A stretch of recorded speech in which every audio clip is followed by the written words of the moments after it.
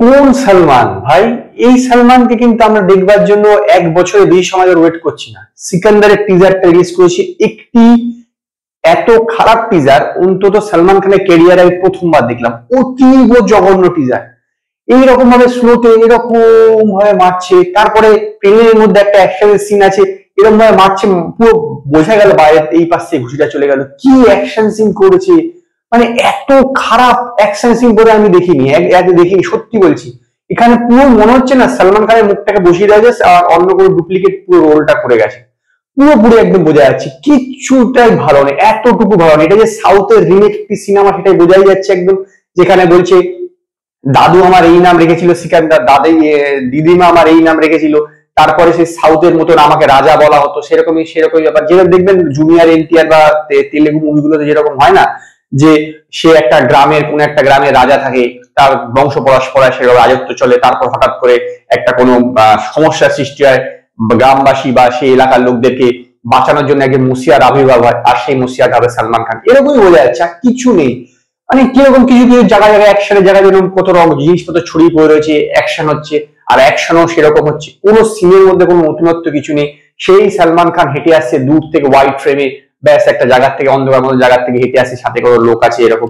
মানে কি বলবো, এত খারাপ টিজার, সত্যি আমি বলছি, কি বলবো, অনেক ভালো খারাপ খারাপ সিনেমাতে এরকম খারাপ টিজার দেখা যায় না। তারপর সেই একই প্যাটার্ন, পিছন দিক থেকে সালমান খানের ভয়েসটা শোনা যাচ্ছে আর সালমান খান সামনের দিকে অ্যাকশন করছে, হাঁটাচলা করছে, প্লেন করছে, এইসব এই যে টাইপের প্যাটার্ন, এইটা বোধহয় সালমান খানের প্রতিটা সিনেমাতে আপনারা দেখতে পারেন। সেই সব সিনেমাগুলো কিন্তু সুপার ফ্লপ হয়। এই সিনেমাটা কিন্তু আমার মনে একদম যাবে, বুঝে পুরাটা যাবে।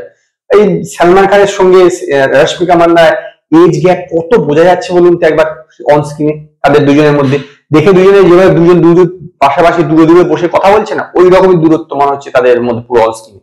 তারপর সালমান খানকে বয়স্ক বয়স্ক লাগছে, কত ভিএফএক্স ইউজ করতে, এমনিতে এখন মুখে তো ভিএফএক্স ইউজ করা যায়, সেই সব করতে পারতো। তারপর কালার গ্রেডিং দেখবেন, পুরো টিজারটার কালার গ্রেডিং একদম মানে চোখে কটকটে লাগছে। একটা সিন আছে দেখবেন সালমান খানের এই একদম ক্লোজ দেখাচ্ছে, এইখান দিয়ে একটা আলো বদল পড়ছে এরকম ভাবে, কিরকম মানে অদ্ভুত অদ্ভুত লাগছে।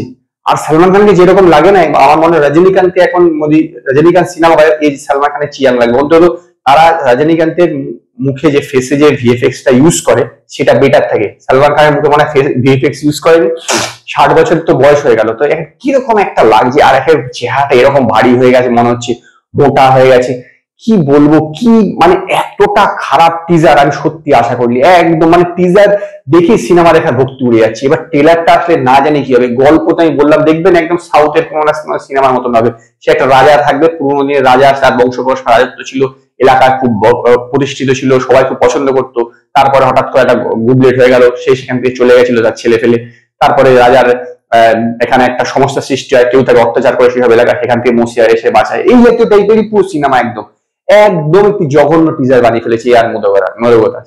আমার মনে হয় এটি আবার একটি ফ্লপ সিনেমা হতে চলেছে। আর টিজারের কোনো আমি মানে মার্কস দেবো না। কি মার্কস দেবো? এই টিজারে 0 দিলেও খুব বেশি হয়ে যাবে। আর যদি আপনারা টিজারটা দেখে থাকেন তো আপনারা আমায় জানাবেন আপনাদের এই টিজারটা কিরকম লেগেছে। যদি আপনাদের এই ভিডিওটি পছন্দ হয়, ভিডিওটিকে লাইক করবেন, কমেন্ট করবেন, শেয়ার করবেন। আর নতুন আপডেটের জন্য আমার চ্যানেলকে সাবস্ক্রাইব করবেন।